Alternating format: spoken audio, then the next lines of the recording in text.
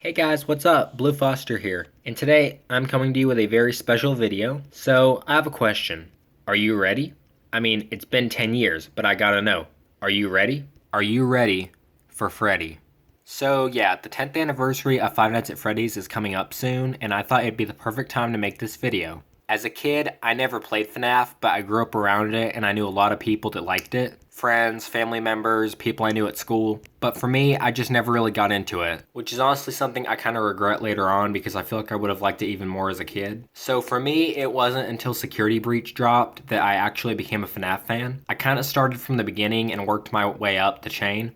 I started with some of the early MatPat videos and just some of the lore guides and stuff like that. I bought the game for my Nintendo Switch back in, I think, 2022, and I absolutely loved it. I still love it. I play it at like 3 a.m. in the morning. There's my Switch right there. So yeah, I just think it's a really cool game, so yeah. So I got another question. Do you live near a library?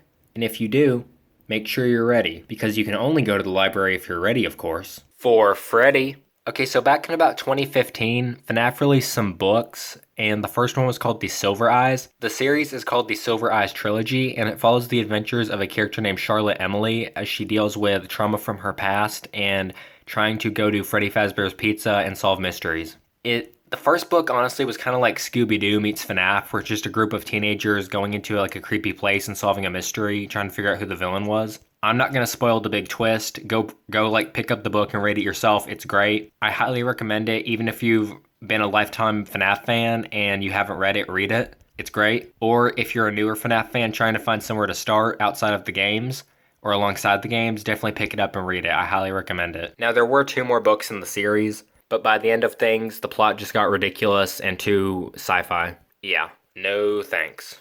And also there are fully graphic novels to go with the chapter books. I especially love The Silver Eyes. I remember picking it up with some birthday money a few years ago, and I absolutely adore it still. How would I say this? The Twisted Ones is, I think it's good, but it's kind of just creepy and it's really hard to follow the plot. This one is the second best, even if it's really sci-fi and ridiculous. So yeah, technically there's 6 books to the set, 3 graphic novels, and the 3 chapter books. So that is the Silver Eyes trilogy. Okay, now a big part of FNAF is the lore. If you're a fan, you gotta know the lore. And of course they made a book to help. Who wouldn't? Why wouldn't they? So yeah, this is the Five Nights at Freddy's ultimate lore guide for fans. It has just all the games, all the little it talks about every little thing, all the mini games, the secrets, every little thing in here is just, yeah.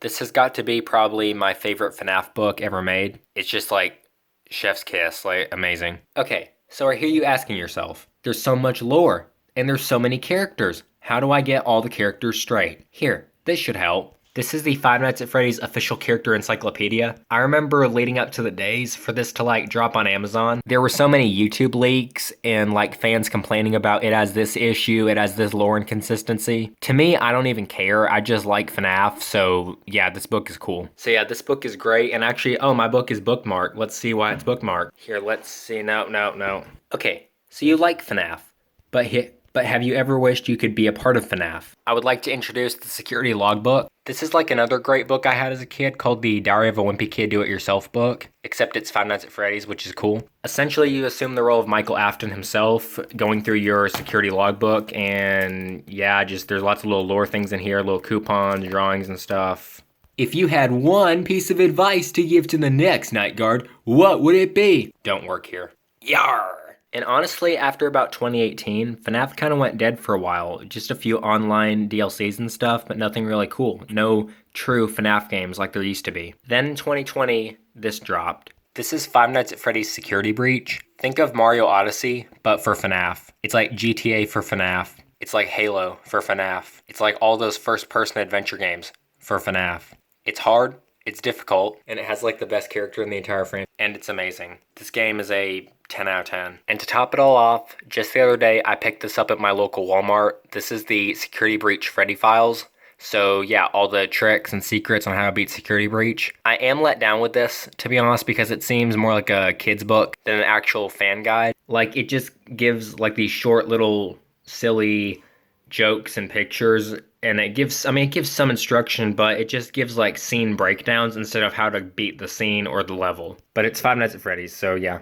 Anyway, I hope you guys like FNAF as much as I do. For those of you who grew up with it or are fans like I am, like this video, share, subscribe, and feel free to leave a comment down below about how you became a fan of FNAF. So yeah, I will see you in the next video. Bye. Thanks for watching.